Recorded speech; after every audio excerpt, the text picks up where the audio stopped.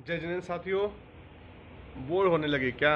अरे ऐसा नहीं है, अभी बस एक दो दिन बचे हैं। मेरे ख्याल से तो सागर मंथन में हमने उन 5 रत्नों को पा लिया है जो पहले से हमारे पास थे, लेकिन हम किसी आ, उसका उपयोग बहुत बड़ी भगवान की खोज या मोक्ष की खोज में करते थे, लेकिन शायद उसका डेली डेली लाइफ में रिश्ते बचाने में, भाषा का उपयोग करने में क्या यूज़ है, उसके लिए हमने चिंतन नहीं किया था।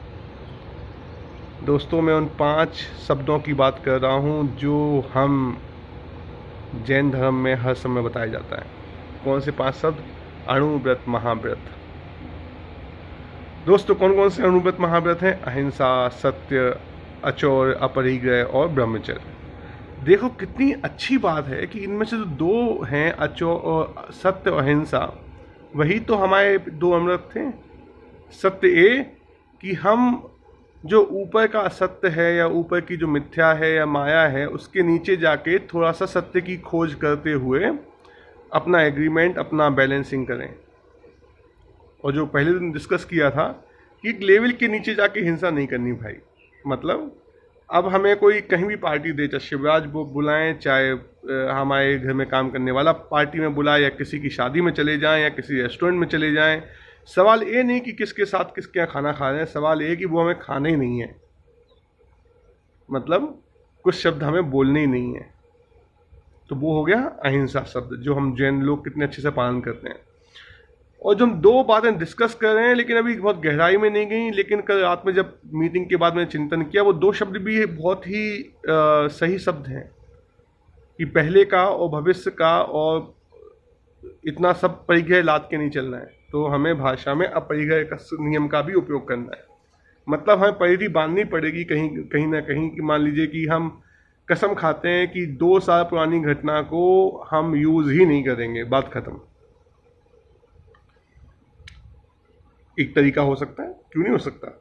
कल 2 तरीके डिस्कस किए थे कि हम कुछ चीज़ें मान लीजिए कि अपना अटेंशन डाइवर्ट कर दें। मतलब दिमाग में कचरा आ गया है, उसको हम अपने दिमाग से डाइवर्ट कर दें अटेंशन। क्यों डाइवर्ट करना है भाई? डाइवर्ट करने से क्या कचरे की बदबू चली जाएगी? नहीं जाएगी, लेकिन हो सकता है कि हमें छत पे रखा हुआ है और धूप में अपने आप सही हो जाए। तो हर चीज़ का उपयोग है, डाइवर्जन का भी उपयोग है। तीसरा मैं डिस्कस किया था कि दिमाग कहीं और लगा लें। क्यों भाई, क्यों लगा लें दिमाग कहीं और? कचरा यदि घर के अंदर है तो क्यों दिमाग कहीं और लगा लें? लेकिन हो सकता है कि उससे भी फ़ायदा होता हो। क्या फ़ायदा होता हो? कि सोचो कि हो सकता है कि हमारे घर में बहुत लोग आते जाते रहते हैं, नई हवाएं चलती रहती हैं, हो सकता है कि वो चीज़ों से उड़ा के ले जाए। ऐसी क्या दिक्कत की बात है? या कोई घर में आए और वो सोचे, अरे भैया कचरा तुम्हारे रखा हुआ है, मैं इसको बाहर फेंकाऊँ क्या? हमारे यहाँ पे है डस्टबिन वहाँ पे। तो कहने का मतलब हर चीज़ का उपयोग है। हम आज और डिस्कस करेंगे कि अपरिग्रह कैसे उपयोग करें भाषा में। चौथा था अचौर, जो अभय भाई ने कहा था, जो कहानी उन्होंने सुनाई थी कि 2 भाइयों में से एक भाई को दूसरी की किसी दूसरे के यहाँ अखबार में पढ़ के लगा कि दूसरा भाई शक करता है, प्रॉपर्टी लेना चाहता है। वो चोरी तो थी ना, वो भावों की चोरी थी। इतने बेवकूफ़ चोर हो गए अब हम कि दूसरों के गंदे भावों को चोरी करने लगे।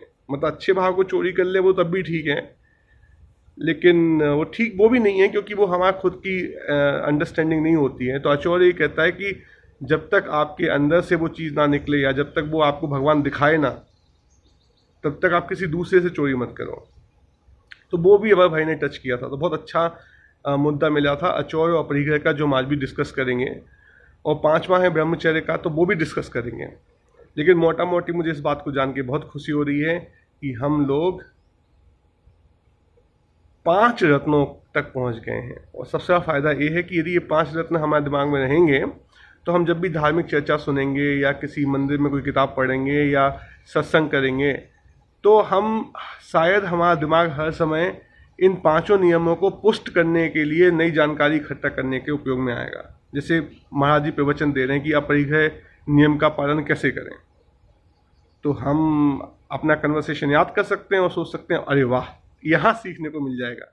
मतलब बहुत बड़े महाराज जी हैं, या कोई बहुत बड़े समझदार व्यक्ति आपको बोल रहे हैं, तो यदि हमारा उद्देश्य सही रहेगा सुनने का, और उद्देश्य क्लियर होगा कि हम ये सब इसलिए सीख रहे हैं, जैन धर्म में किताबें इसलिए पढ़ रहे हैं, समितियों का उपयोग इसलिए पढ़ रहे हैं, 16 कारण भावना क्यों कर रहे हैं, 12 भावना क्यों कर रहे हैं, हम 4 अनुयोगियों की बात क्यों कर रहे हैं, या हम 7 द्रव्यों की बात क्यों कर रहे हैं, यदि हम इन सब का उपयोग इन 5 अणुव्रत और 5 महाव्रत जो हमने ले लिए हैं भाषा के उपयोग को लेके, ये हम भैया हिंसा नहीं करेंगे, हम झूठ के लेवल से सत्य की तरफ जाएंगे, क्योंकि झूठ में तो भैया नहीं हो पाएगा। हम अचौर्य नियम का पालन करेंगे, जब तक हमारे सामने हमारा जानने वाला वो शब्दों का उपयोग नहीं करेगा तब तक हम मनगढ़ंत कहानियाँ नहीं बुनेंगे। हम अपरिग्रह का उपयोग करेंगे, क्योंकि इतना लाद के नहीं चलना है, और हम ब्रह्मचर्य में रहेंगे तो शायद हमें बड़ा फ़ायदा हो। तो आओ दोस्तों, ये जो 3 नियम अभी हम लोग धरातल तक नहीं पहुँचे हैं, अचौर, अपरिग्रह और ब्रह्मचर्य के, उसके लिए आप सबका स्वागत है। मिलते हैं आज शाम को 2-3 9 बजे हैं, जरूर आते रहिएगा।